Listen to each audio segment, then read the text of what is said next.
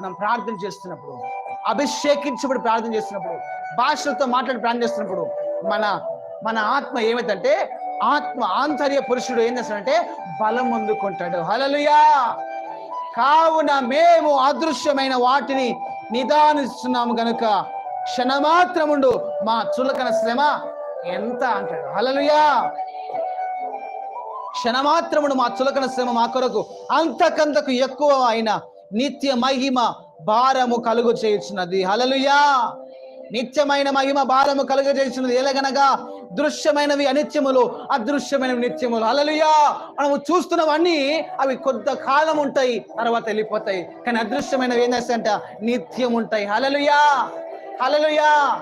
హల్లెలూయా. ఈ రోజు మనతో ఉన్నవారు రేపు మనతో ఉంటారని గ్యారెంటీ ఉందా? లేదు. హల్లెలూయా. ఈ రోజు మన కళ్ళెదురుగా ఉన్నవారు ఈ రోజు మనతో